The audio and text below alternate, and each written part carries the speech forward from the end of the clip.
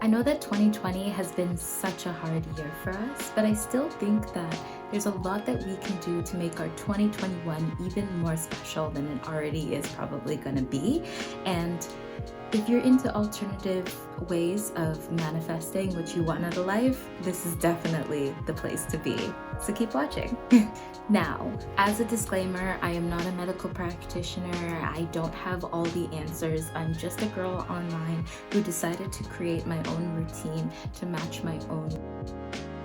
In the case that you do find anything that I mention interesting, make sure that you like so I know to make more of these videos, that you subscribe to join the tribe, and that you comment. So first, let's talk about the moon. So the moon is this amazing orb in the sky, right? What we want to do is treat the new moon as a new time to start new patterns in our life. So if you're looking to take a project and bring it to fruition, you would start around the new moon, or at least put out your intentions around a new moon. It's a great time for if you want to mend alliance, build alliances, all of that stuff. Like, this would be the time for it.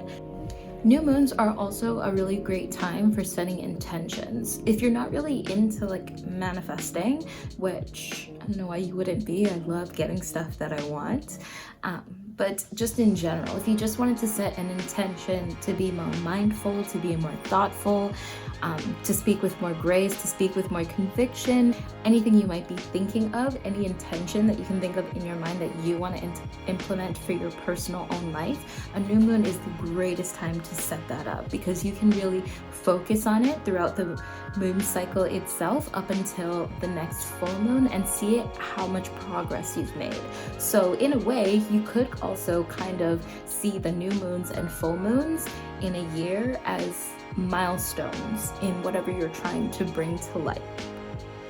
Full moons are a great time for releasing anything that you do not need. If you want to get rid of a habit that's no longer serving you, a person, a place, a thing, anything really, you want to do it on a full moon. Think of the full moon as just a time when you want to get rid of anything that's not doing its greatest good.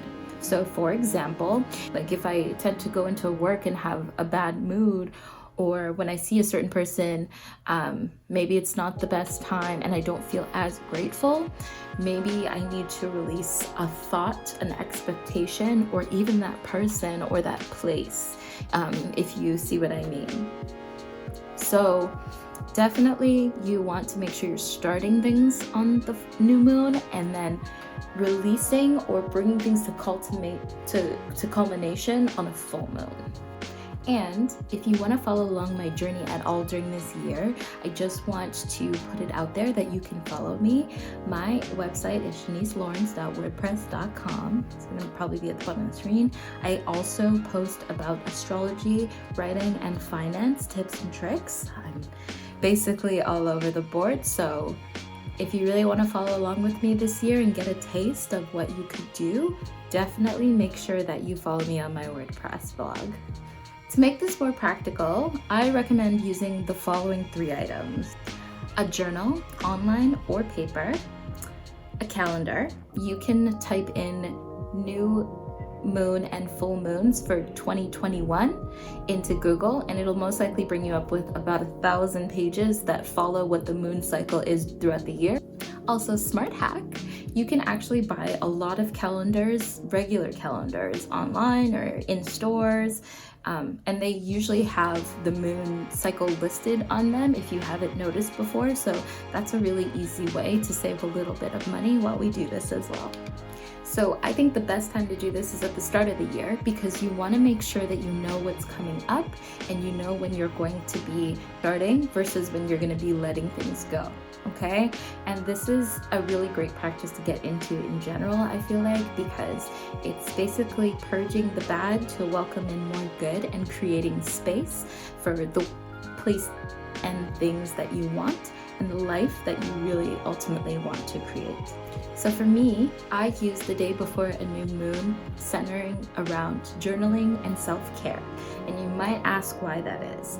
I do it because for me, it's really important for me to be open to receiving. And how can I do that if my glass is only half empty, right?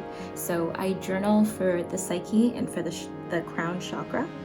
And I also practice some self-care, like washing my hair, in order to rid myself of maybe any anxieties, self-doubt, and anything like that. I really need a way to connect it to the physical in order for me to focus on it and visualize me letting go of these unworthy traits. So something like washing your hair is actually very significant because the crown chakra connects all of the chakras in your body, really.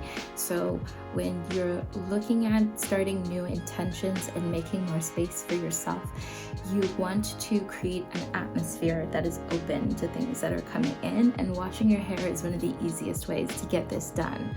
Another thing that you can do if you don't really feel like washing your hair that day, or it's not part of your wash hair routine, is you can just say positive affirmations in the mirror.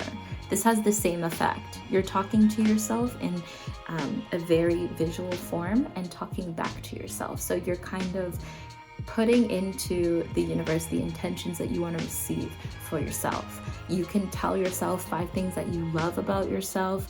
You could list the things that you want to accomplish and say them very confidently to yourself. You could give a speech even accepting the awards and things that you are working towards as a way to like welcome them into your life and show how grateful you are. But any of these things will really work in introducing space into your life for the new moon so that you can set an intention of good things coming in. Here are some affirmations I absolutely love. Feel free to use them. The universe works with me towards everything I've worked hard for. I am kind, intelligent, and I have all the skills to surpass any barriers that may come in my way. I was created to do meaningful work, and I will do the work that best suits my lifestyle and the things that I want to accomplish and that fulfill me. So in my journal, if you're wondering what I'm journaling about before a new moon, I'm usually writing down things that I want to accomplish, but you're writing them down in the present form. You want to use things like, I'm working on this, I'm reaching this goal, I'm climbing towards this tower.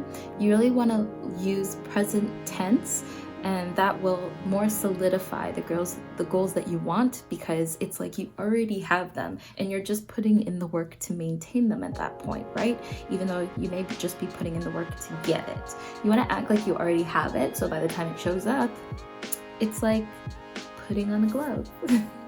You're writing these intentions, make sure they're clear, make sure they're true to you, and also just make sure they're what you actually want out of your own life. If you're writing intentions that don't resonate with you, then they most likely won't come true, or when they do come true, you won't feel the best about them. And that's one thing about intentions. They need to be true. You need to speak from your heart. Also, for my practical lovers, journaling is a form of visualization practice that a lot of athletes use, a lot of top officials, and people who really just want to get stuff done. Visualization is a great tool in that way. You can do it with, as I've already said, practicing affirmations in the mirror or writing present tense in your journal. But either way, you're really using this tool to visualize the life that you're creating as you create it, to make sure that you have all the things that you want in there. So for full moons, the practice is a bit different. You're focusing on releasing in this aspect. We can definitely all think of like at least one thing that you want to release that would make you a better person, okay? These could be qualities, they could be actions, they could be anything in your life really that is not serving your highest good. And you can do this in a variety of ways, but the way that I like to start is with gratitude, because I told you I am definitely working on my gratitude for 2021. So the way I start is really easy. So I start with my gratitude list and I write as many things that I'm grateful about in that moment as possible.